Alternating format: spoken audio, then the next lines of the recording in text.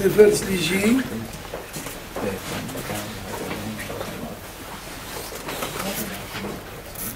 ספר ויקרא,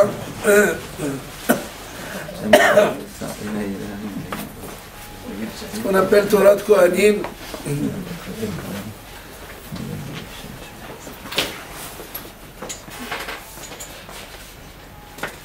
Ça du surveille.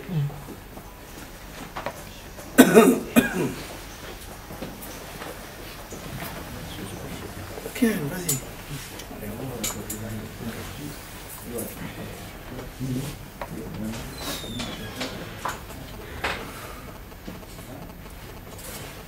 Donc c'est un sefer, on va parler des korbanot, des sacrifices.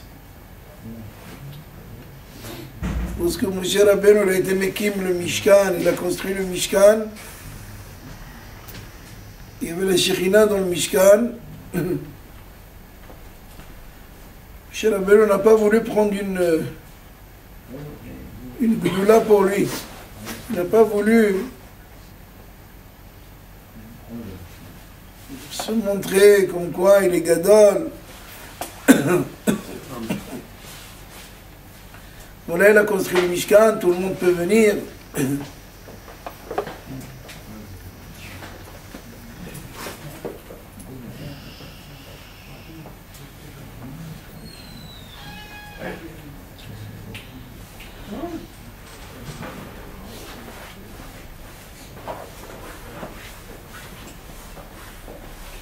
אלא מתוך ענוותנו, משה רבנו était ענב, était modeste.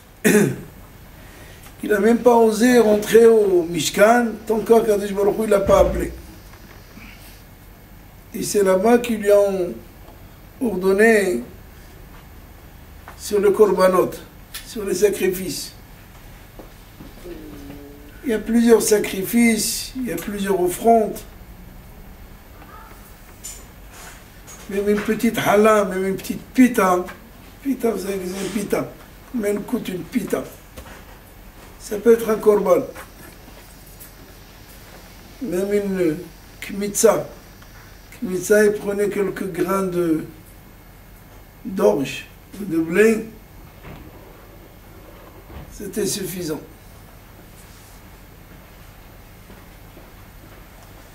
C'est-à-dire qu'Akadosh Baruch Hu, il n'a pas besoin qu'on lui amène un taureau farci. Eh oui.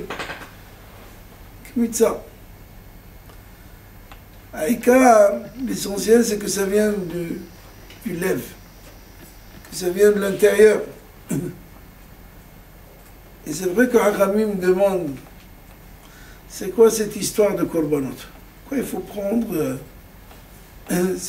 toutes ces offrandes et les emmener au Beth Amikdash, au Kohen? Il faut s'appuyer dessus, il faut... Tout ce lien de korban. Pourquoi faire? Une des raisons, une des raisons, il y a plusieurs raisons, c'est que les Bnei Israël, ils étaient assimilés en Égypte. Et qu'est-ce qu'il y avait en Égypte? Il y avait de la Avodah Zara. Ils faisaient des sacrifices. Ils faisaient. Et Kadosh Baruch Hu, il a voulu détourner ça vers la Kedusha. Faire des sacrifices à Kadosh Baruch Hu. Au lieu de faire ça pour la Avodah Zara, puisque quelqu'un qui est habitué à faire quelque chose, c'est très difficile de l'arrêter tout de suite.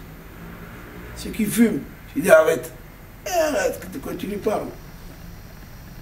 Ceux qui sont dans la drogue, ceux qui boivent. Plus tu lui dis arrête, plus il achète une bouteille plus grande.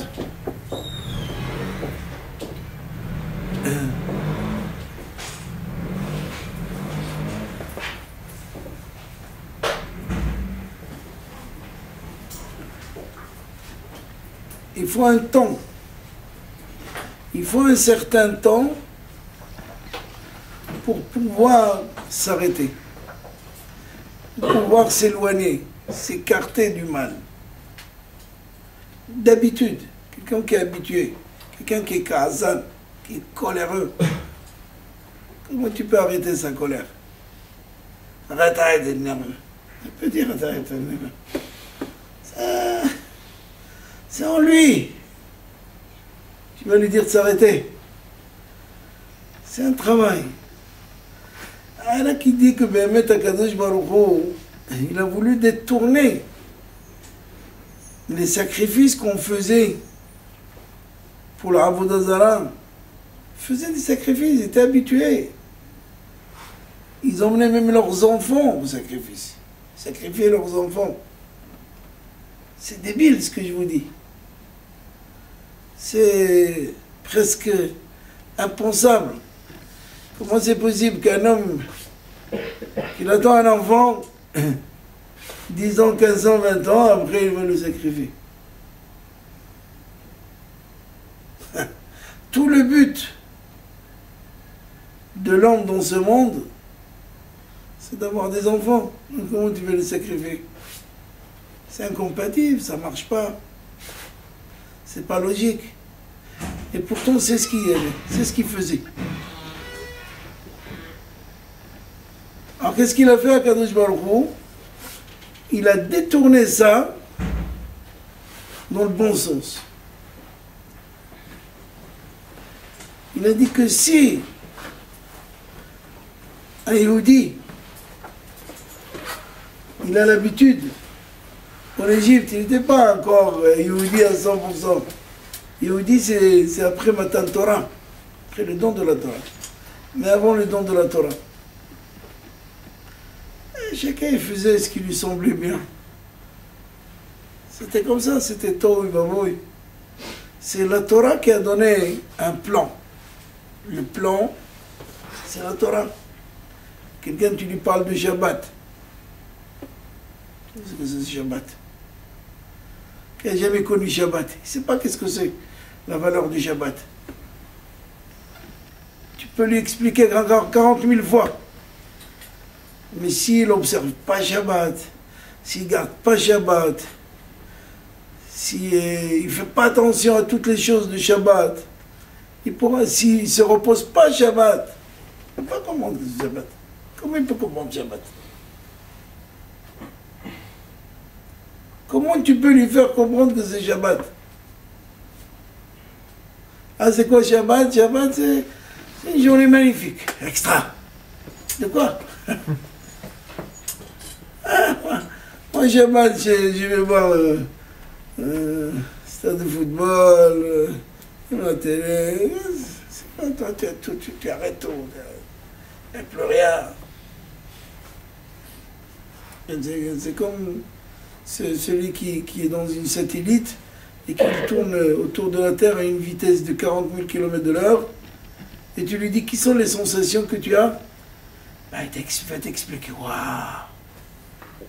Tu peux comprendre ce qui se passe avec lui? Impossible. Impossible. Tant que tu n'es pas à sa place et que tu ne fais pas les mêmes tours de terre avec les mêmes vitesses, tu ne peux pas comprendre. Tu ne peux comprendre que lorsque tu te reposes Shabbat, tu fais ce que la Torah dit pour Shabbat, au moins tu essayes. Parce que faire tout le Shabbat à 100%, ce n'est pas évident. Il faut rester sur place et ne pas bouger. Alors on essaye.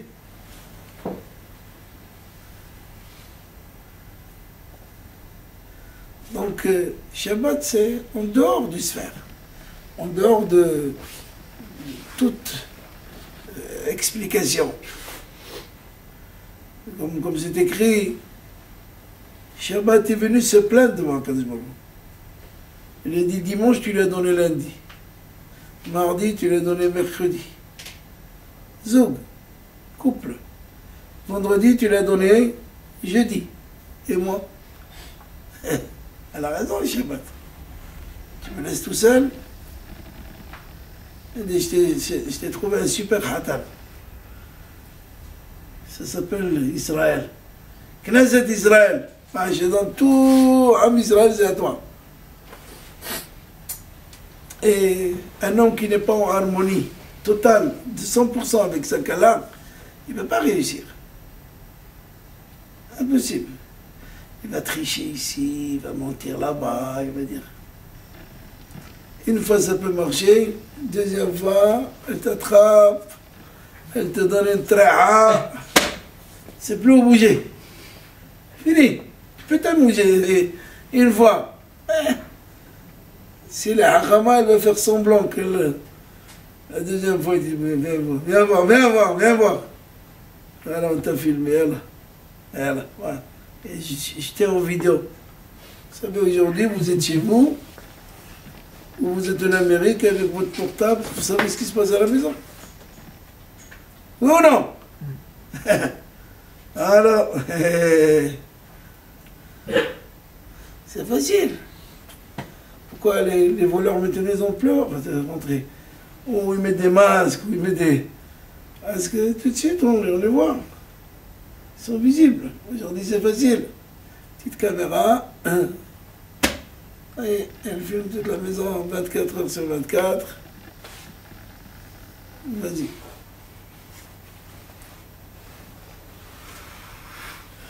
Il y avait un jour c'était avec Rothschild. L'arrière-grand-père des Rothschild, c'était à la base suisse, mais ils sont allés en Angleterre, ils ont vécu en Angleterre. Je crois qu'il s'appelait Rabbi Abraham. C'était un Talmid Chacham, je crois pas. Rothschild, à la base, vous connaissez leur histoire, leur vraie histoire. Je l'ai raconté une fois. Comment ils sont devenus riches. C'est que leur arrière-grand-père était Shamash. C'est Shamash dans un Beddin. Shamash.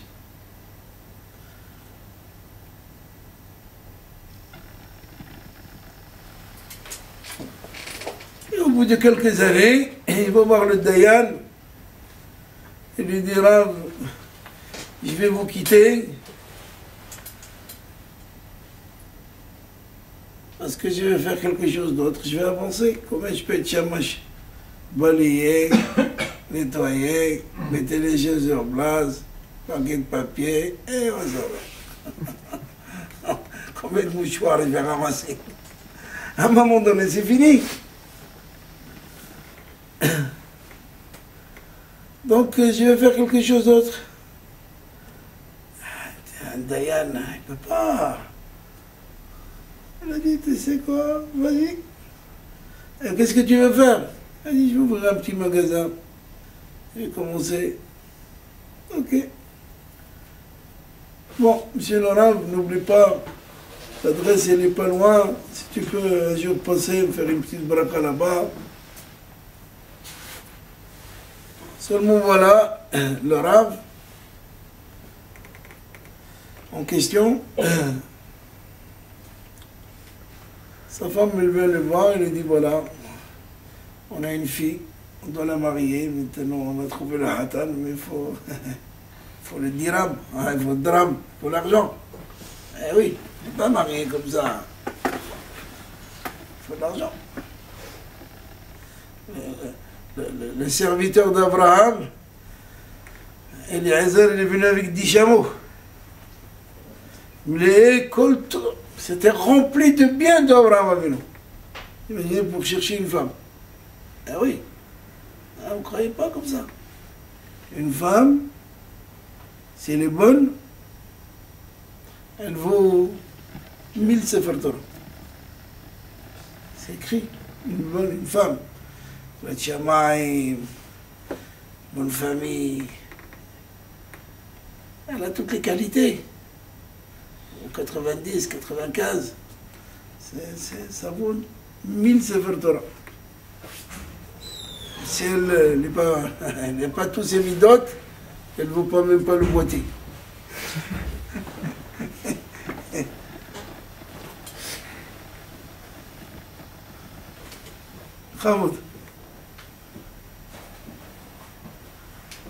Donc, Abed Abraham, il est allé avec quoi? 10 chameaux. 10 chameaux remplis de biens. Déjà, sur le chemin, quand il est arrivé, il a vu à côté de puits, il lui a mis des bracelets, il a vu que c'était cela. Et les Ezer étaient haram, attention. Le Abed Abraham Avinu était très très haram. Il a eu le srout de monter au ciel coréen. Des gens rares. Et ils sont rares les personnes qui sont montées coréennes. Et les Ezer Abed Abraham n'a pas été enterré. Moshe Rabbeinu s'est écrit qu'Akadosh Baruch Hu l'a enterré. Vaikvor oto bagay. C'est la Torah qui le dit. Et les Ezer Abed Abraham, parce qu'il était sincère, il a fait tout à la lettre. Tout ce qu'il lui a dit Abraham Avinu, il a fait. Je ne l'ai jamais triché, il est Ezer.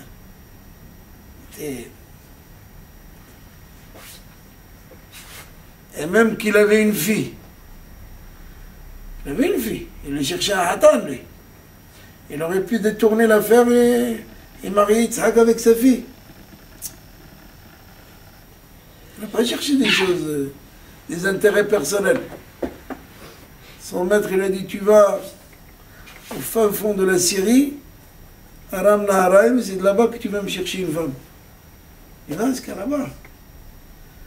Il donne tellement de bien, parce que si c'est une femme, avec Kirat Shamayim, il faut sauter sur l'occasion, il ne faut pas attendre. Il faut tout de suite. S'il n'y a pas de Kirat Shamayim, s'il n'y a pas de carotte, s'il n'y a pas de Eretz, qu'est-ce que tu vas lui apprendre? Elle a 20 ans, 21 ans, tu vas lui apprendre maintenant. Est-ce qu'un chameau, on peut lui enlever sa bosse? Ça y est. Ou la dromadaire, comment il s'appelle? Dromadaire, il en a 2. Eh ben, on va l'enlever. Impossible. Il est né comme ça. Quelqu'un qui a poussé Maouj. C'est difficile. Un arbre qui pousse comme ça. Quand vous partez sur la route d'Elat, vous remarquez avec le vent, il y a des arbres comme ça. Dormez, on va les dresser. Qu'est-ce que tu vas dresser? Quand ils étaient encore des arbustes, tu leur mets un petit bois d'ici, une petite ficelle là, tu les protèges du vent,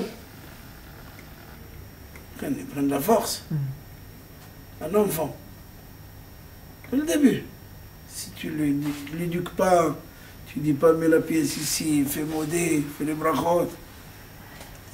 Quand il est déjà un chameau, qu'est-ce que tu vas lui faire? C'est difficile. C'est très très difficile, ça prend du temps. Donc, Hadal Shamash, il est allé ouvrir son magasin et l'orabe en question. Sa femme lui a dit, bon, maintenant on a le hatan, il faut un peu d'argent. Il a dit, t'inquiète pas. C'est quoi le mariage? Il a dit, après Pessah. Ça tombe bien. Moi, dans mon pupitre, j'ai une boîte. Et chaque fois, quand je t'apporte le salaire, je ne crois pas que je te donnais tout. Je mettais un petit peu dans une boîte, et des grosses pièces Cara. Avant, c'était des pièces d'argent en or. Et la boîte, elle se remplit. Donc, prépare tout ce qu'il faut. Bah, le temps, il arrive. Entre-temps, le Rav, il va chercher la boîte. Il n'y a pas de boîte. Ciao. La boîte a disparu. Il vient, il dit à sa femme, qu'est-ce qu'il y a? Et sa femme, elle lui dit, ça peut être que le chamash, avec chamash. Il a ouvert un magasin, avec quoi il a ouvert un magasin? Il travaille chez toi comme chamash. Mais t'as dit, s'il a ouvert un magasin, c'est que faut de l'argent. Et t'as pris la caisse. Et lui, il dit, c'est pas possible, ça fait des années qu'il travaille chez moi. Si. Ça ne peut être que ah, comment? On ouvre tout de suite un magasin. On s'envole tout de suite, on a une yacht. On dit, regarde, c'est là le magasin, c'est... Sinon, le Rav, il est en dilemme. C'est qu'on lui répète les choses, il commence lui aussi à croire. À croire. Mais comment il faut aller lui demander?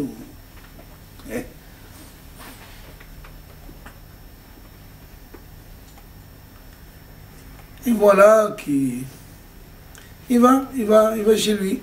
Et le shamash, il le voit de loin, il dit, tiens, le Rav, peut-être il vient me faire une bracha dans le magasin pour que je travaille. Il arrive et il lui dit, il veut parler, mais il n'ose pas. Il n'ose pas. Il n'ose pas. Et le shamash qui était haram, il a compris tout de suite qu'il y a quelque chose. Rabbi, non, il voulait un peu commencer à parler, dit, écoute, j'ai compris, c'est moi. Et Tzarara était grand, il avait besoin d'argent, il a pris.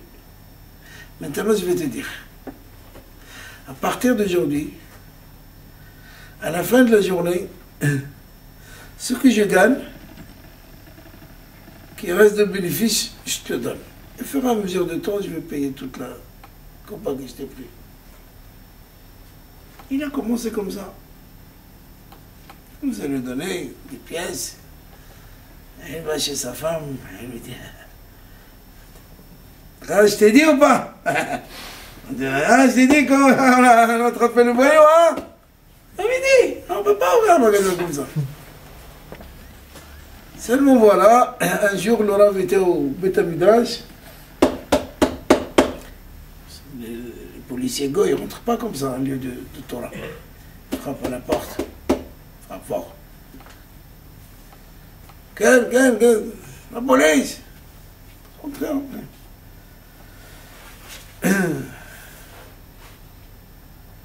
C'est vous le Rav, oui? On a attrapé le voleur. Lui, maintenant, il pense que... Parce qu'il a déposé plainte, il pense que ils sont allés voir le juif. Il relate comment il bientôt Pessah, il va... Mais non, si, on a attrapé le voleur. Pour attraper le voleur, c'est avéré qu'avant Pessah, il nettoie le Beth Midrash. Et quand il nettoie le Beth Midrash, qui c'est qui nettoie? Qui c'est qu'on a qui nettoie ici? Hein? La plupart du temps, c'est des goy. Donc il a dit, on a attrapé la personne. Comment ils ont attrapé? Qu'est-ce qu'ils ont attrapé? Ils ont attrapé un voyou. Qui c'est ce voyou? C'est quelqu'un qui va au bistrot. Quand il vient au bistrot, il veut boire une bière. Il y a une bière, combien elle coûte? Il vient avec une grosse pièce. Même le vendeur, il n'a pas la monnaie pour ça. Ah, les voyous, comment ils font? Dans lui. C'est pas son argent. C'était son argent. Il dit jamais dans lui. dans tout pour moi. Donc il sert tout le café. Il dit ce qui reste, c'est demain. Laisse la pièce chez toi. Demain, Aouda. Donc le bistrot, il a cru que c'était une pièce isolée. Demain, au bout d'une semaine, il est avec une deuxième. Il n'a que des pièces. Donc il appelle la police, il faut une enquête. C'est avéré que c'était un ami de la femme de ménage. Il a dit que la femme de ménage, elle lui l'a coupé, il lui a dit, Tanavim, c'est l'honorable, il ne savait pas quoi faire. Aïe. Comment il a pu accuser le chômage? Comment? il va le voir. Il rentre avec la... C'était répondu, tout le monde maintenant, il baisse ses yeux. Pourquoi tu m'as fait ça? Il dit, écoute, monsieur le Rav, moi je te connais, tu es un homme droit, tu es un homme sincère.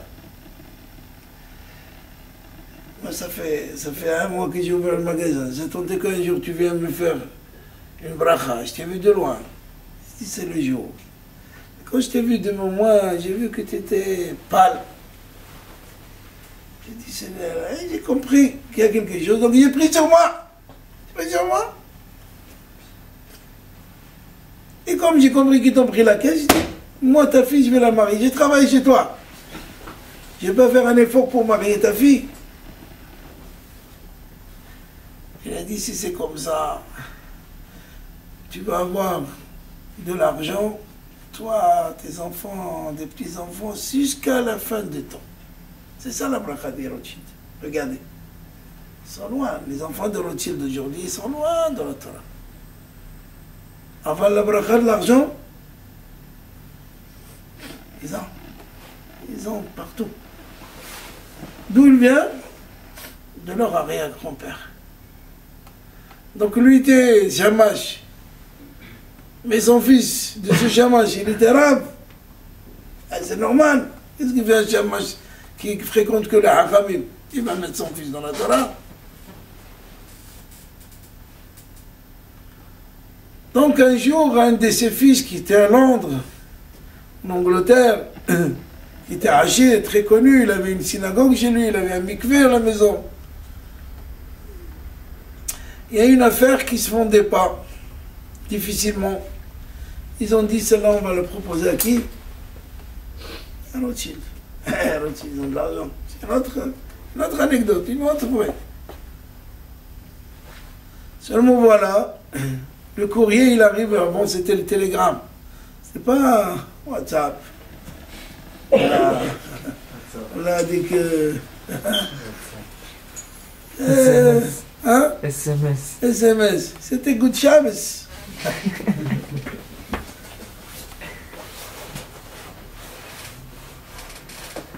Ils envoient le premier télégramme, le gym, il veut vendre. À qui? Rothschild, milliardaire, il achète. Un milliardaire, il a un problème. Il y avait un appartement en face de Kotel. Je connais le propriétaire. Il voulait marier ses enfants. Il n'avait pas les moyens, il veut la vendre. Elle a été vendue à 2-3 millions de dollars. Et c'est quoi? C'est juste 3 pièces. C'est pas... Ah, mais en face de Kotel. Imaginez le matin, vous ouvrez, pas besoin d'ouvrir la fenêtre en face de Kotel. Vous voyez ici, c'est le Kohen Gadol. Elle a été vendue. Elle est riche. Elle avait acheté un petit sugar après la guerre de séjour. Tous ceux qui sont là-bas, c'est Achir.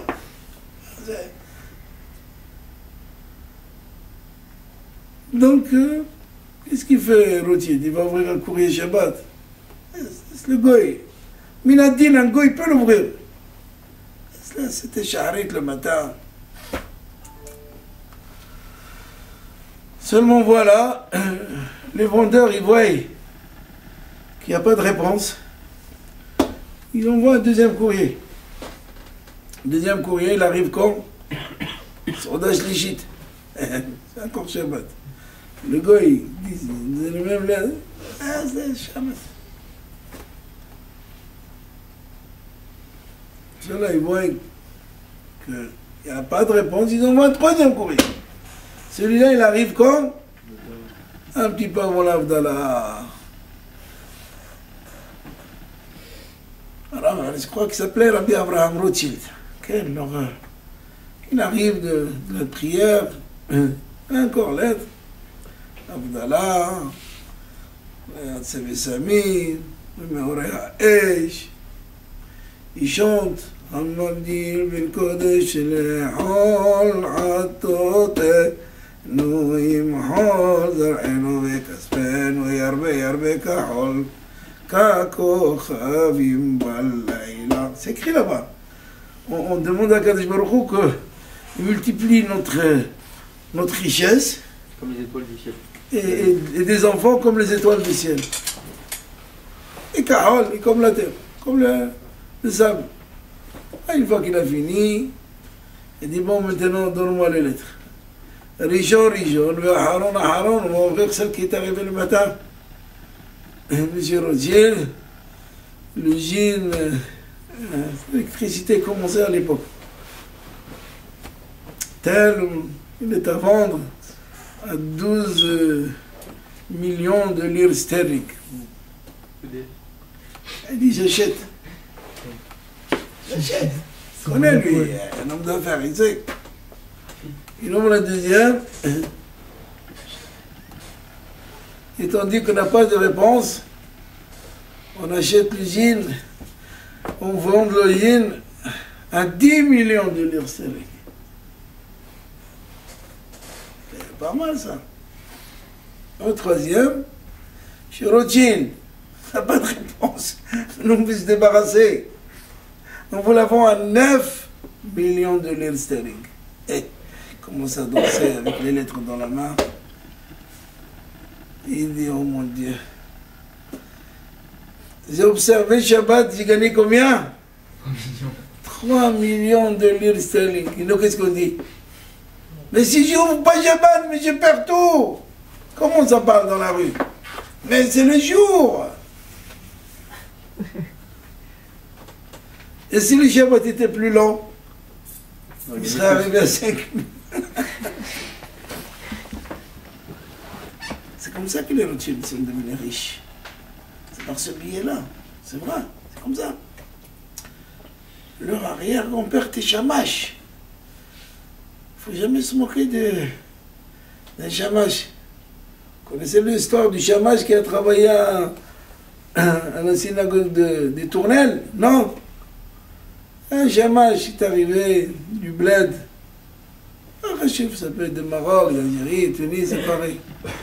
Et comme il cherchait du travail, on lui a dit un poste. Un poste où? Shamash. Vous savez, dans le tournel, ils vous donnent tout de suite un chapeau comme ça. Vous tournez avec les tournelles. Il a le chapeau de Napoléon. Dès que moi, la première fois que j'ai vu ça, je dis, qu'est-ce qu'il fait? Ça fait peur. Tu arrives d'Israël, tu n'as jamais vu ça, tu vois ça la première fois, tu es choqué. Qu'est-ce qu'il fait celui-là? Donc il a commencé à travailler quelques mois.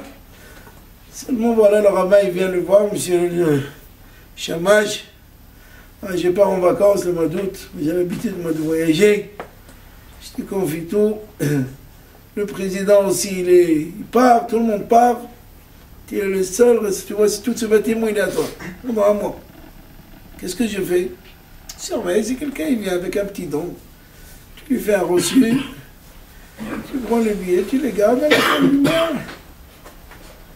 Monsieur le rabbin, mais moi, je ne sais pas écrire. Tu sais pas écrire? Quoi, un reçu, tu ne sais pas le faire? Je ne peux plus te garder. Excusez-nous. Jusqu'à il sort, voilà, il commence à chercher autre chose. Il rencontre un camarade, tu ne veux pas travailler avec moi. Ils ont commencé à ramasser les ferrailles comme donc les Roms. Les Romains. Commencé un frigidaire jeté, yallah, yallah. Doucement, doucement, c'est devenu des ferraillés. Aïe, riche. Comment c'est devenu? Ils ont commencé à fabriquer des armes. Des tanks, très riches. Et voilà qu'un jour, on a vendu tellement de matériel, tellement de...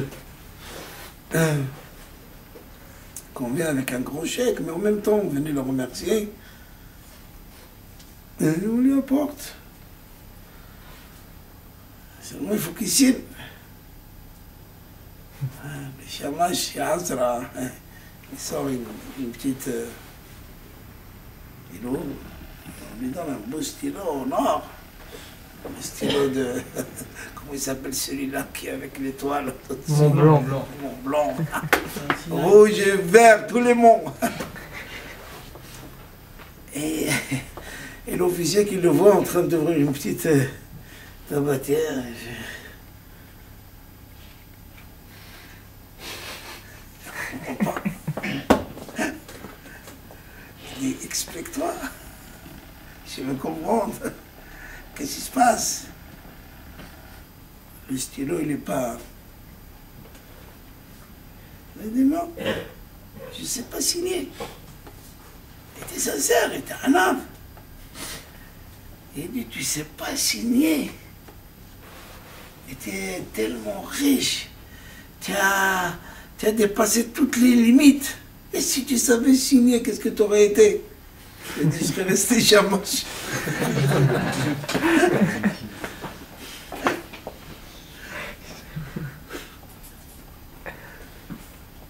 Parce que des fois, on pense, si je ne fais pas d'études, si j'avance pas, l'essentiel, c'est que tu sois droit. C'est que tu prends les choses prends les choses comme il faut. On voit des fois des gens, c'est vrai. J'étais au Maroc dernièrement. J'ai vu des gens qui sont à la vente dans des grands... Ils ne savent pas parler. Ils ne connaissent pas français, ils parlent qu'en arabe.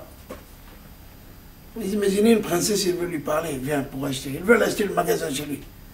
Il va appeler quelqu'un, parle-lui, qu'est-ce qu'elle dit? C'est pas pour ça qu'il ne sait pas travailler, qu'il n'a pas...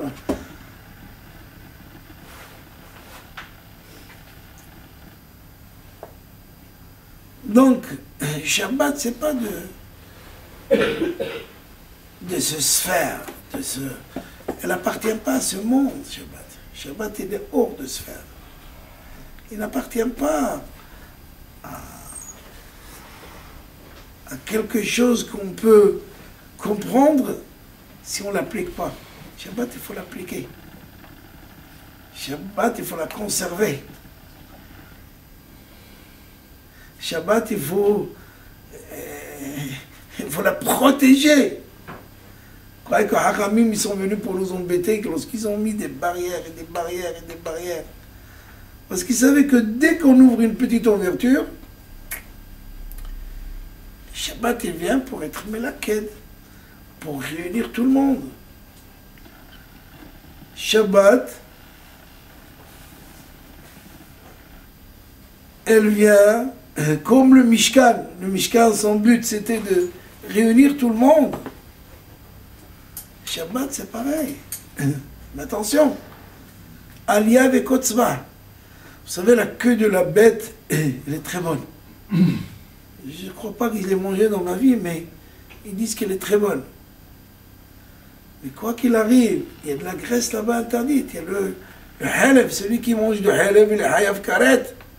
Il est déraciné. Parce que le halef, on le sacrifiait sur les autels que pour Akadosh Baruch Hu. Donc c'était interdit que l'homme mange le halef.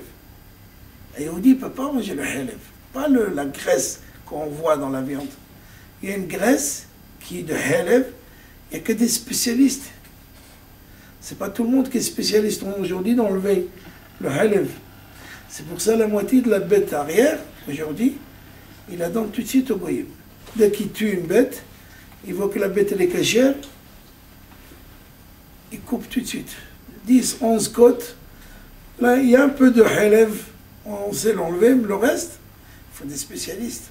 On ne peut pas manger la viande de l'arrière de la bête aujourd'hui. Pratiquement dans le monde entier. Il reste quelques personnes qui savent le faire. C'est tout les enseigner hein? Parce que les jeunes d'aujourd'hui ne veulent pas apprendre. C'est surtout les gens qui ont cette connaissance qui ne veulent pas transmettre, moi je pense. Non, moi je connaissais quelqu'un qui connaissait très bien et qui a essayé de...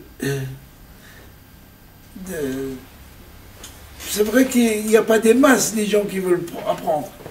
D'être toute la journée avec un couteau. Et... C'est quoi la signification de pourquoi on ne mange pas cette partie-là? Parce qu'elle est meilleure.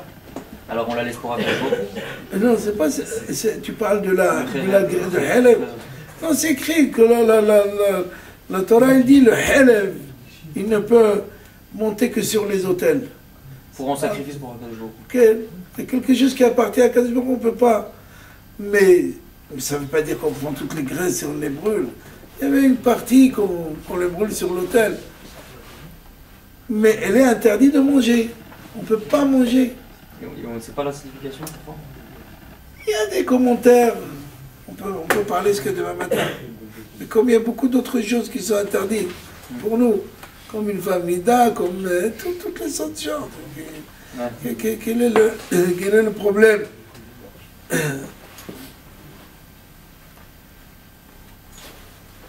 Dans toutes les mitzvot, tu vas chercher.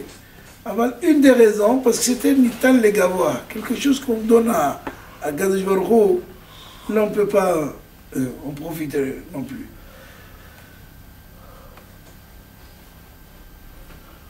Donc,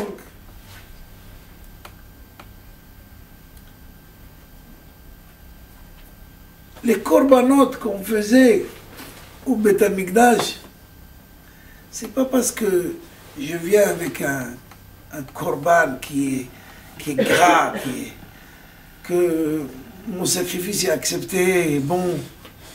C'est aussi pour montrer à l'homme, regarde, tu viens parce que tu as fauté. Tu as fait quelque chose de shogeg, tu as fait quelque chose de mézid, tu l'as fait exprès. Alors tu amènes un korban. Pourquoi? Parce que de la même manière, on va tuer le korban. Comment il tue le korban? Comment on tue une bête? Il faut la mettre par terre. Il y a 4, 5, 6 personnes, si elle pèse quelques centaines de kilos, c'est comme ça qu'il faisait avant. Il attachait les pieds, vas-y, 1, 2, 3, boum. Aujourd'hui, c'est les machines qui font ça. Comment le chat dit, comment il vient de faire comme ça? On peut le faire. Si c'est un bon chat, il peut le faire. Vous imaginez tout le sang qui va injecter sur déjà comme ça. Donc on montre à l'homme qu'est-ce qu'on aurait pu lui faire. Le fait de jeter la bête par terre, c'est comme lui lapider, c'est comme lapider l'homme. Après la shahita, c'est comme saïf. Les arba mitot bedin, un homme il doit traverser quand il fait une erreur, quand il transgresse une loi d'Akadosh Baruch Hu. Alors on lui montre, normalement c'est toi qui devais passer à la place du korban. Donc tu as intérêt de faire tchouva. Il y a plusieurs raisons pourquoi Akadosh Baruch Hu nous a donné des korbanot. Ce qui est là, c'est les phares, on va le brûler après, on va le manger, c'est mon viande. Herek, toutes les... Donc le hoté, celui qui a fauté, il est mefashpesh b'ma'asav. Il commence à dire, quand quelqu'un est faute, il risque des petites choses. Ça peut arriver à tout le monde. Tout le monde. Il a donné un billet au goy qui est à la caisse. Il regarde qu'il lui a rendu en trop. Sur le coup, des fois, tu dis, qu'est-ce que je fais, c'est un goy, les yeux tu pars. Ça ne marche pas bien dans ta tête. Et maintenant, qu'est-ce que tu vas faire? Tu vas retourner à lui dire, c'est difficile. Surtout si tu as volé un juif, comment tu vas faire? Toute la vie, il va dire, celui-là, c'est un voleur. Il va pas dire combien tu es honnête. Tu es revenu lui rendre l'argent. On prend toujours les choses à l'envers. Adam Khar, c'est un voleur, c'est ça. Alors que toi, donc qu'est-ce qu'il faut faire? Il vaut mieux que lui dise, que Hachem dise. Alors, vidéo. Alors tu amènes un korban. Tu as fauté, tu as fait une erreur, tu amènes un korban. Et surtout, tu fais tchouva. Le but de korban, c'est faire tchouva. Si un homme ne fait pas tchouva, ça ne sert à rien son korban. C'est comme un jour de jeûne. La prochaine, on va jeûner jeudi. Mais le jeûne, si on jeûne parce qu'on veut perdre la graisse, on veut faire de régime, c'est pas ça le but du jeûne. Le but du jeûne, c'est d'être meharber b'tchouva. Tu veux faire tes tchouva. T'es plus le même. Hier j'étais sale, je me suis conduit mal, j'ai fait des choses qu'il ne faut pas faire. Demandez à ceux qui font teshuva combien ils regrettent. Des fois, ils disent, mais c'est pas possible, quoi. Je me suis conduit comme un animal. C'est pas possible. C'est moi. Mais c'est pas moi, ça. Et pourtant, tu l'as fait. Alors, Yitzhara, il t'a poussé, tu as fait, maintenant tu viens faire teshuva. Donc, c'est pas le fait d'amener un korban, le fait de faire teshuva. Le jeûne, c'est pour faire teshuva. On raconte sur Rabbi Eliezer et Rabbi Akiva. La Gemara dans Ta'anit, là-bas elle raconte qu'il y avait de la famine pendant 2 ans et demi, 3 ans. Il n'y a plus rien à manger. Vous savez, la halakha, elle dit que lorsqu'on n'a pas eu la pluie pendant tellement de temps, il y a des tfilotes à faire. Par exemple, dans la Hamida, on rajoute encore, c'est plus 18 et 19 prières, on rajoute encore 5. C'est 24 prières. Brachot. On sort le Sefer Torah lundi, jeudi, mais on va dans les souks dehors. Tout le monde, il faut réveiller tout le monde. Et quand ça ne marche pas, on jeûne le lundi, le jeudi. Il faut faire ça. Il faut faire 13 jeûnes, il dit la Gemara. D'affilée. Il faut réveiller le ciel, il faut faire quelque chose. La Torah était dans le ciel, mais il n'est plus dans le ciel. Quand il nous l'a donné. Le cadeau, il était dans le magasin. Mais une fois qu'il l'a acheté, je vous les ai donnés, c'est à vous maintenant. Donc, c'est écrit que lorsqu'on a fini tout le scénario, on a sorti le Sefer Torah, on a fait lundi, jeudi, on a fait 3 jeûnes, on a prié matin, midi, on a tout fait. Elle n'a plus le temps pas. Qu'est-ce qu'il faut faire? La Gemara, elle dit, qu'est-ce qu'il faut faire? Il faut attendre la fin. Qu'est-ce qu'il faut faire?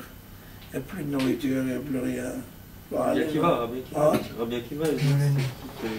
un Rav qui avait fait tomber la pluie. C'était Rabbi Akiva, Rabbi Eliezer. Donc, la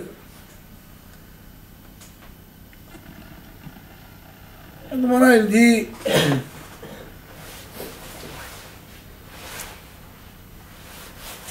une fois qu'ils ont fini tout, Rabbi Eliezer, il s'est levé.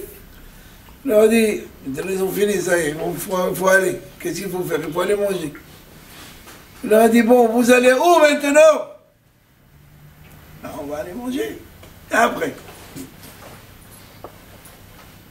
Vous mangez. Et après? Il n'y a plus rien à manger. Qu'est-ce que vous allez faire? Vous allez manger vos enfants. Eh oui. Ce qui est arrivé dans le Khurban, dans la destruction du temple, ils ont mangé leurs enfants. Les femmes rahmaniyot, les femmes qu'ils avaient, ils affolaient de leurs enfants, ils étaient obligés. Il n'y avait pas, il n'y avait rien.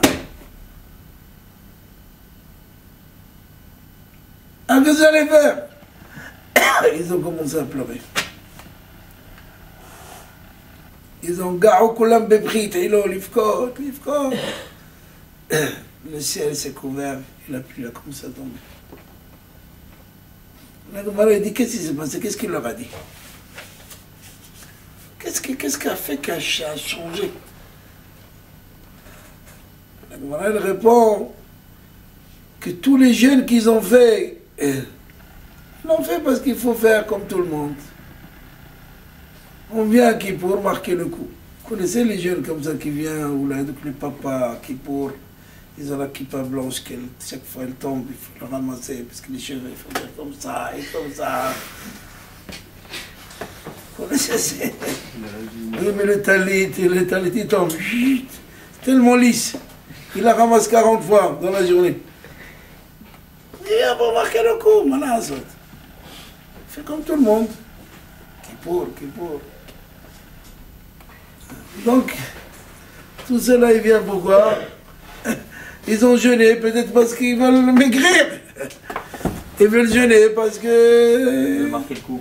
marquer le coup comme tout le monde. Voilà, tu peux rester toi ouvert sur ton magasin alors que tout le monde jeûne. Non, c'est pour marquer le coup.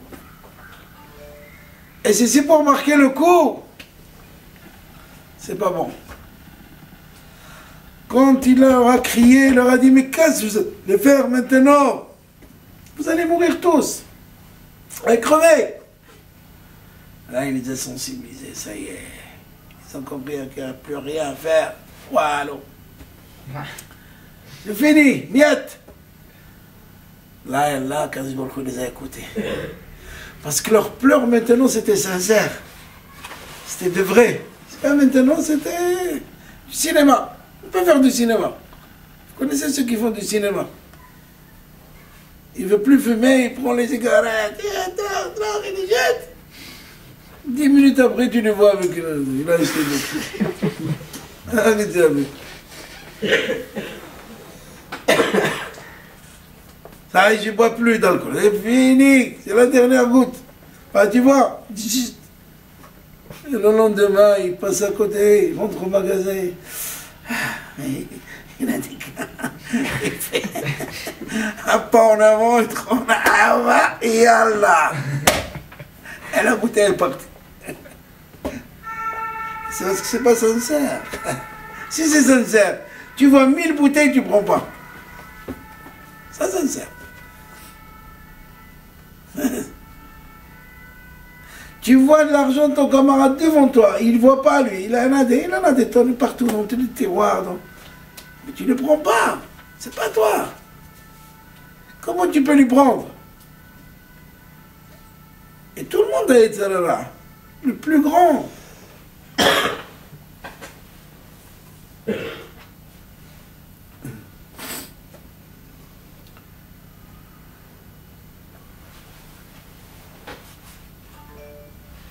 La Gemara dit que David Amelech, il avait chez lui, dans son palais, il avait son harpe, Kinor David. Chaque fois qu'on dessine David Amelech, on le dessine avec le tarbouka, avec l'arpe.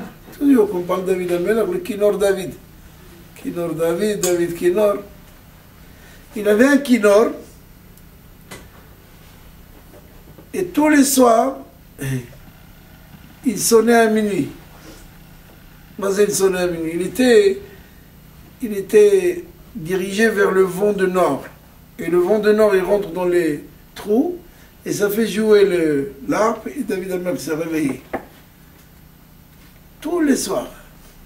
Depuis que David Amelech, il a compris le sens de la vie, il y a un certain âge, on comprend. Il a compris trop tôt, parce qu'il était un garçon brillant,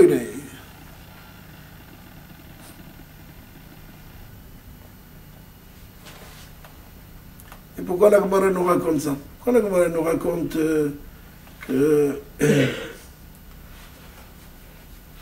David Amelech, il se réveille chaque soir à minuit par le biais du vent de nord qui souffle dans son... Pourquoi vous savez comment je me réveille, moi? Est-ce qu'avec un portable, avec un téléphone, ou avec une réveil à 1 euro? Je peux faire. Voilà, pourquoi la Gemara raconte que David Amelech se réveille chaque nuit, c'est comme ça écrit. Hatzot laela kum neodot lach. C'est lui qui le dit, David Amelech, dont il est.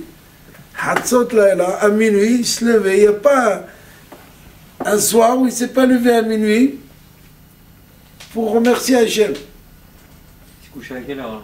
Il ne se couchait même pas. Il dormait 16 minutes, je crois, maximum. Très peu. Il ne dormait pas comme un cheval. Comme ça. Nous aussi, il ne faut pas un lit de tréca et très haut, mais il va arriver un jeune le matin du lit à Tfila. C'est là où il tourne de l'autre côté. Voilà. Il devient steak tartare. Tous les côtés. Bien grillé.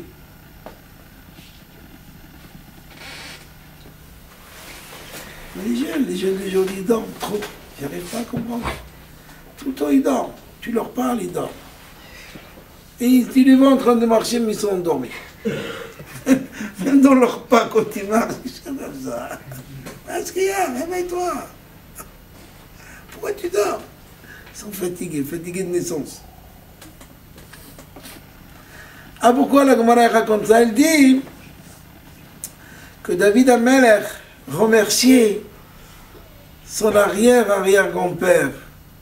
Apportez-moi Sanhedrin, ma Sanhedrin. Il est là-bas, il est pas là. Sur la table. Sur la table. La vôtre.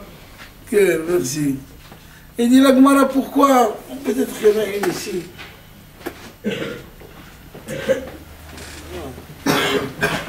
Merci,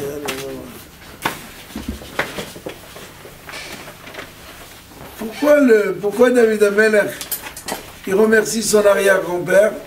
Qui était son arrière-grand-père? Boaz. Vous vous rappelez de l'histoire de Boaz avec Ruth?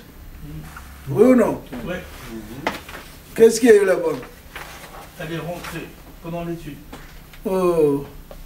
Boaz, il avait des champs du blé, de l'orge.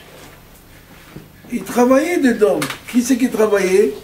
Les garçons et les filles. Et lui pour les surveiller, parce qu'il ne faut pas croire qu'ils allaient dormir. Ils allaient dormir. Ils venaient du bled, ils restaient là-bas, ils dormaient dans les champs, dans les petites cabanes comme ça où il y avait deux. Mais Boaz, il surveillait. Tu laisses le chat à côté de la crème, khlat. Donc il surveillait que les filles ne s'approchaient pas. Et voilà, à l'âge de 80 ans, il y en a qui disent qu'il avait 500 ans, peu importe, 80 ans déjà, qui c'est qui vient à côté de lui au minuit? Une jeune fille, Ruth. Normalement, il devait la maudire. Je lui donnais quelques claques. Non. Au contraire, d'elle, il y a eu la naissance de qui? De David Amelech. C'est grâce à Ruth, כיוון שעלה עמוד השחר, נכנסו חכמי ישראל אצלו, לחכמים venus le voir, le roi d'Israël. אמרו לו, אדוננו המלך, מלך, עמך ישראל צריכים פרנסה, ton peuple il a besoin de parnassa. Qu'est-ce qu'il vient voir chez le roi? Quoi, David Amelech, il est devenu agence d'emploi, pour l'emploi. Qu'est-ce qu'ils sont venus le voir? Pourquoi ils viennent le voir? D'abord quoi? Tu viens de déranger un roi, c'est heure-ci, ça y est. C'est un roi. Un roi, il a un rôle, il n'y a pas. Tu veux pas de rôle, va faire soit un vrai dans un collège, tu dis ta Gemara, tu reçois ton petit salaire, reste tranquille. Puis tu es roi, tu as une responsabilité, assume ta responsabilité. Ah, je veux être patron. Tu es patron? Vas-y, assume. Je veux être patron. Assume. Assume les pertes, assume les ouvriers, assume le vol, tout. Évidemment, il était roi, il faut qu'il assume. Qu'est-ce qu'il leur a dit? Allez faire du commerce. Qu'est-ce que toi, tu as dit quoi? Des aubergines? L'autre, qu'est-ce qu'il a? Les tomates. Fais des échanges, vendez-les. Qu'est-ce que vous venez me voir, moi? Ils lui ont dit, le kometz, le peu, il ne peut pas rassasier un lion. Un lion, tu lui donnes un petit peu, un lion, il faut lui donner, il faut le drainer. Quand vous enlevez de la terre d'un trou et vous voulez la remettre, il vous manque toujours. Pourquoi? Parce qu'on peut pas remettre toute la terre qu'on a enlevée. Tu mets tout, mais il te manque d'un coup. Vous enlevez la terre, ceux qui Kavranim, qui enterrent toujours, il leur manque de la terre. Hein? Qu'est-ce qu'il a fait? T'as enlevé la terre, remets-la. Hein? C'est assez. C'est ok, bidiouk. Ve'en habor mitmalem huliato. Le sable qu'on enlève d'un trou, si on veut le remettre, il ne se remplit pas, ça ne revient pas, parce qu'il y a une perte. Amar lahem lechu pishto yedechem bigdoud, allez-y faire la guerre. Pourquoi il leur a dit d'aller faire la guerre? David Amelech, il n'a pas autre chose, il leur dit allez-y faire la guerre. Prenez, faites la guerre et prenez des... C'est ça David Amelech. Et la bête, c'est écrit que c'était la période où Amalek, il venait perturber le peuple. Il venait perturber le peuple. Il vient de Gaza, ils envoient des missiles, ils envoient des pierres, ils envoient des... Il faut les terminer, il faut les exterminer, il faut enlever tout. Un Amalek qui veut faire du mal à Am Israël, c'est ce qu'il a voulu leur dire de David Amelech. Et c'est ce qu'ils sont venus. Mais eux, ils sont venus parce qu'ils étaient embêtés, ils ne pouvaient pas travailler. Ils voulaient travailler, on leur met du feu. Eux voulaient travailler, on va enlever les tuyaux de gaz pour que les immeubles sautent. C'est de n'importe quoi.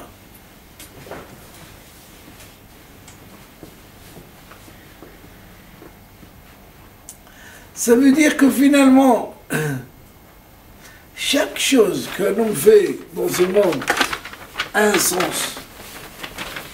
Un sens. David Amelech, il remercie son arrière-grand-père par le billet. C'était pas l'histoire de l'arbre qu'on nous raconte.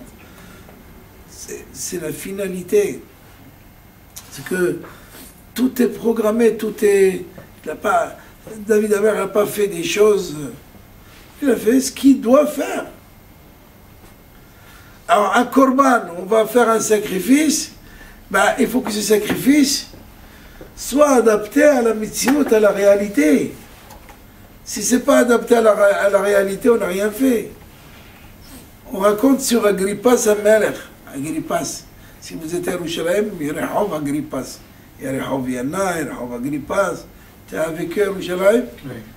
Tu מכיר את רחוב אגריפס? Près de Mahane Yehuda. ליד מחנה יהודה, בדיוק. Agrippas, c'était un roi. Yannai HaMelech, c'était un roi. Et Agrippas, un jour, il est arrivé au Beth Amikdash. Il a dit au Kohen Gadol, aujourd'hui, c'est ma journée à moi. Je vais emmener 1000 taureaux. Et personne d'autre. Vous acceptez aucun sacrifice aujourd'hui. Moi, parce que je sais, moi, quel rêve il a fait. Le roi, il dit qu'est-ce qu'il faut faire, on peut le contredire. Non. Avant le Béhémet, au milieu de la journée, il y a un monsieur qui vient voir le Kohen Gadol. Il est venu voir le Kohen Gadol. Il lui a dit, j'ai des taurim. Il a amené deux petits oisillons. Et comme des petits pigeons, ça s'appelle des taurim. Taurim, au Bnei Yonah, c'est à peu près, ça ressemble. Imaginons les pigeons que vous voyez ici, un peu plus petits que ça, mais souvent ils sont magnifiques à voir. Et là, vous voyez ça, il y en a beaucoup. Ils sont beaux. Ils sont purs en plus, ils ont l'air purs. Alors chaque jour, lui, ce monsieur, il venait, il offrait 2 au Beth Amikdash. Donc il est venu les offrir. Il a dit le Kohen, je ne peux pas te les prendre. Il dit, si tu ne prends pas, je ne vais pas parler ça demain. Je ne comprends pas ce que tu me dis. Il a dit, moi j'ai fait un pacte avec Akadosh Baruch Hu, que ce qu'il me donne chaque jour, j'ai la moitié, j'offre au Beth Amikdash. Donc chaque jour je vais à la chasse, j'attrape 4, et 2 je les amène au Beth Amikdash. Et si aujourd'hui tu ne me les acceptes pas, demain je vais rien attraper demain. Tu vas m'enlever mon parnassa. Le Kohen, il a eu pitié, il a pris les 2, il les a fait lâcher. Mélika, avec un... Il a dit, vas-y. Agrippas, il est arrivé. Il a fait sa sieste, il est arrivé que la journée ne s'est pas passée comme il a demandé au Kohen. Que les 1000 à lui.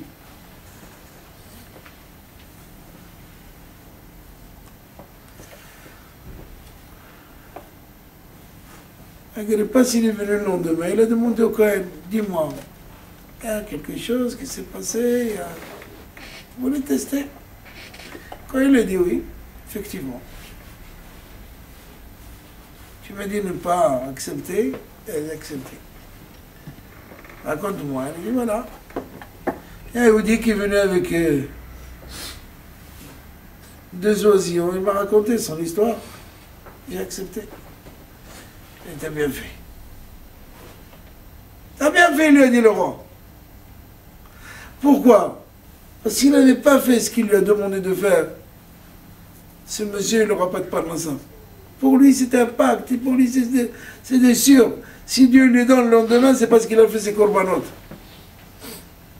Nous, on a peur de donner le maaser. Pourquoi? On dit qu'on prend la poche et il devient plus légère, la poche. Ben oui. C'est faux. Ubhanounina bazot. Quand il dit, testez-moi avec le maaser. En rien, on ne peut pas tester Dieu. Assour. Avant ça, quand il dit, testez-moi. Allez, faites-moi un test. Testez-moi, vas-y.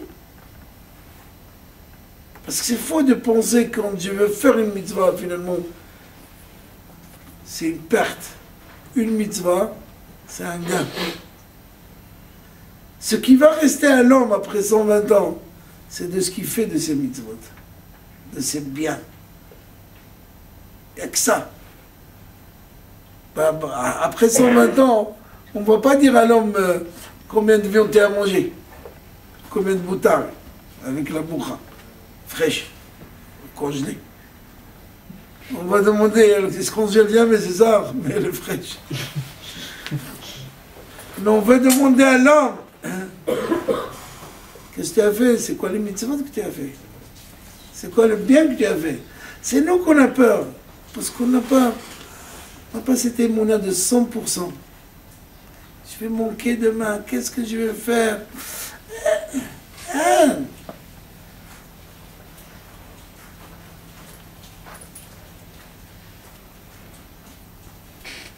Un homme, il doit être Mechalkel Ma'asav. Il doit.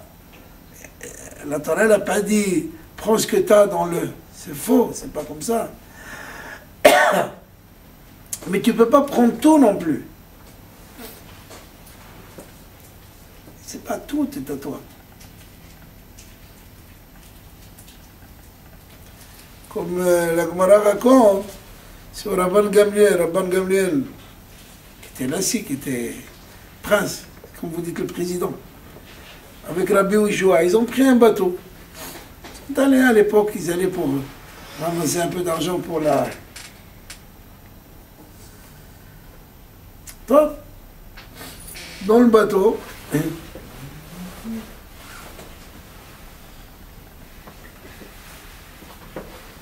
chacun il a pris ses vifs, comment ils vont vivre. Seulement Rabbi Yoshua, il a rajouté, il a gardé en dehors du pain qu'il a amené, il a amené avec lui un peu de solette, il a rajouté des petites bricoles. Ça peut durer encore un peu plus de temps. Effectivement, dans le bateau, tout est fini pour Rabban Gamliel, Rabbi Yoshua, il est resté. Et dis-moi, comment tu es sûr qu'on va tarder? Normalement, la route, c'est tant de jours. Et vous voyez, bon, on peut prendre un mais il a dit, j'ai vu une étoile sur la lune, dans le ciel, et cette étoile, elle peut tromper les navigateurs. Quand ils sont sur la mer, ils voient cette étoile, ça les... Donc je savais qu'ils vont se tromper, et on va faire un peu plus de route. Rabban Gamliel a dit à Rabbi Yoshua, toute cette chokhma, tu as chokhma biyadecha, tu as une chokhma aussi grande et tu prends le bateau, c'est toi, sois un mathématicien, où tu vas? Tu n'as pas besoin d'y aller, toi. Tu n'as qu'à rester, tu vas gagner des tonnes d'argent, tu es tellement haram. Il a dit avant que tu t'étonnes sur moi. Achata, ta meilleure alay, tu as une tmiha, tu t'étonnes de moi. Je suis moi étonné sur tes deux talmidim. Tu as deux talmidim qui sont des grands haramim. Et qui sont ces deux haramim? Il a dit Rabbi Yohanan ben Godgoda et Rabbi Elazar ben Hizda. Tu as deux haramim à toi, c'est tes élèves à toi, ils sont là-bas hein, sur le sol. Et eux, ils savent calculer combien de gouttes il y a dans la mer. Ce que je vous dis, c'est effrayant, mais c'est la vérité. Si on sait calculer maintenant le poids de la Terre, où est le problème de calculer le poids de l'eau?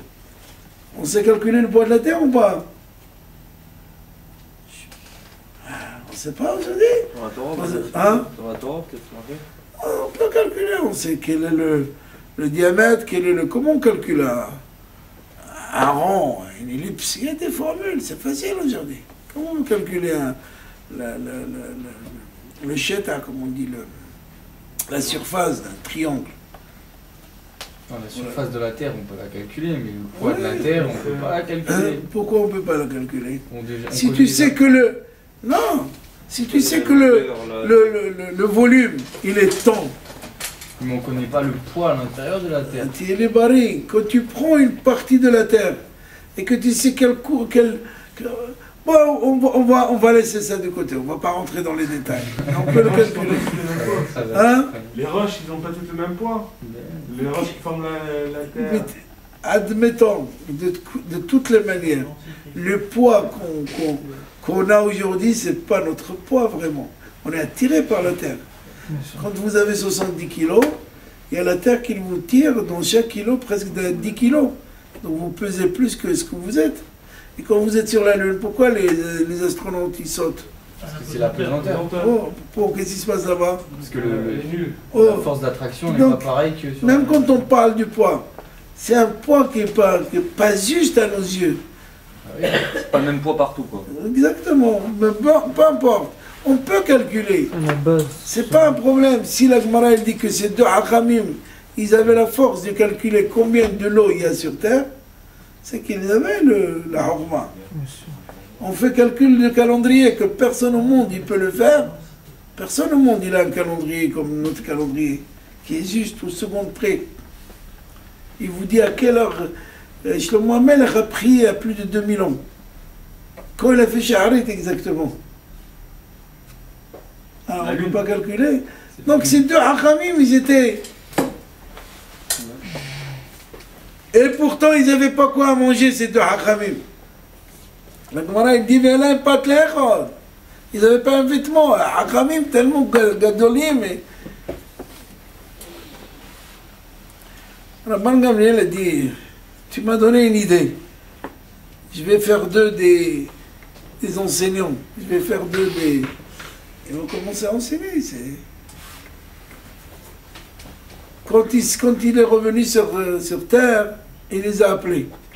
Il a voulu leur donner deux grands postes. Ils n'ont pas voulu.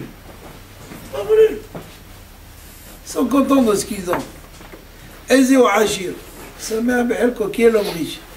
Celui qui se contente de ce qu'il a. Et non, le Rav il dit, ils peuvent reculer devant le Rav. Il leur a dit, attention, je ne vous donne pas, c'est donc Mara Orayot, je ne vous donne pas des postes pour que vous ayez la facilité. Avdou Taninotalahem, vous allez être des esclaves. Parce qu'on croit qu'on a un poste. David Amelach est esclave dans Israël. Moshe Rabbeinu était esclave. C'est Rabbeinu. À la fin, on l'a accusé. C'est quoi la paracha de la semaine dernière? C'est le Pécoudé. Il était obligé de leur donner des comptes sur tout ce qu'il le Mishkan. Parce qu'il disait, si Moshe Rabbeinu il a un coup aussi large, c'est parce qu'il a tellement mangé de notre argent.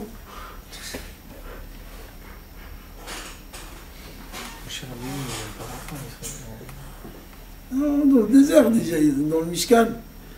Et pourtant, il leur a fait le Mishkan, le seul petit temple qui est démontable, qui reste, qui est enterré dans les fouilles de Kotel. Là-bas, il est le Mishkan. La seule chose qui est restée, c'est tout le Mishkan, qui a été fait avec cœur, avec sincérité. Les Beth Amikdash, deux Beth Amikdash, ils ont été détruits.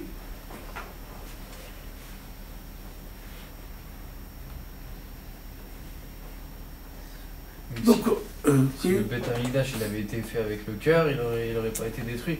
Il n'aurait pas été détruit, Nahon. D'ailleurs, le seul mur qui reste, on dit que c'est le mur des pauvres, non? C'est pas seulement ça. Ils disent que Mina Shamayim, Moshe Rabbeinu l'a prié pour que Beth Amikdash se détruise. Parce que sinon, Dieu il aurait mis sa colère sur nous. Au lieu qu'il la mette sur les pierres et du bois, il l'aurait mis sur nous. Ah, tant mieux, c'est comme ça. Mais en tout cas, ce que je veux dire, un homme, il faut savoir que finalement, tout ce qu'on fait et tout ce qu'on ne fait pas est programmé. Vous connaissez l'histoire de Rabbi Hanina. Les Tunisiens, souvent, ils disent Arbi Hanina. Vous avez entendu les Juifs tunisiens, ils disent Arbi Hanina. C'est pas stable. Arbi Hanina. Ah, vous avez jamais entendu? Ils disent Rabbi Hanina, Arbi Hanina.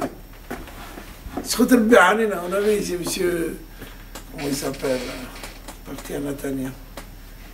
Le beau-père de. Il est là? Comment il s'appelle? Harry, il est là? Oui, c'est ton beau-père. Comment il s'appelle ton beau-père? C'est Douyer. Ah oui, Tout tu vas voir. Ah ouais, ouais, On ouais. va parler du beau-père. Tu l'as pas entendu, il dit Rabbi Arbi Hanina, Hanina. oui, j'ai souvent. Si. Si, il dit Arbi Hanina. Ah oui. C'est qu'un jour, à côté de la maison de Rabbi Hanina, quelqu'un il a oublié des tarnégolim, des poules. Lui, il est sorti de chez lui, il a vu avec sa femme des poules. Qu'est-ce qu'il a fait? Il les a pris, il a marqué les signes, et il a dit, un jour, il vient quelqu'un. Mais ces poules, ils ont commencé à donner des œufs, les œufs des poussins, ça caca dans toute la maison. C'est devenu poulailler, un grand poulailler. Il a vendu. Il a acheté des chèvres, des bouts. Au fur et à mesure, il s'occupait. Un jour, celui qui a oublié, il est passé par là-bas avec un camarade, il dit, c'est marrant. Un jour, ici, j'ai oublié. Alors, il a entendu. Il est sorti vers lui. Il a dit, c'est toi que tu as oublié? Il dit, oui. Tu as des simani? Oui. Donne-moi les simani. Alors, viens. Il l'a amené dans les... Non, mais les... On appelle Les ça... poules. Non, c'est plus... il n'y avait plus de poules parce qu'il les a vendus. là. Bétail. Dans l'atelier. Le... Dans l'atelier. Dans l'étable. Dans les tables. Razak, t'es un vrai. Oui, ça se rappelle de la table. T'es un vrai paysan. Il lui a dit, voilà, tout ça c'est à toi. Tout ça c'est à moi. Oui, tout ça c'est à toi. Tu as oublié, qu'est-ce que tu fasses? Est-ce que nous on est capable? C'est capable. Impossible. Impossible.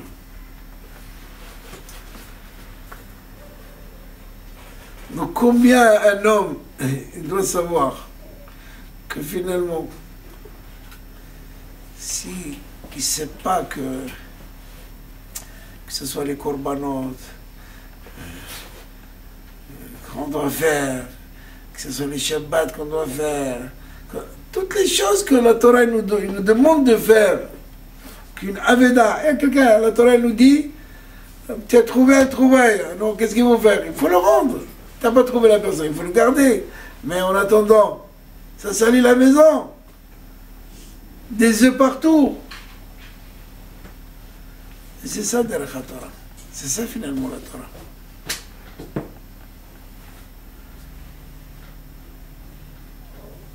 Non. שיהיה לכם יום טוב.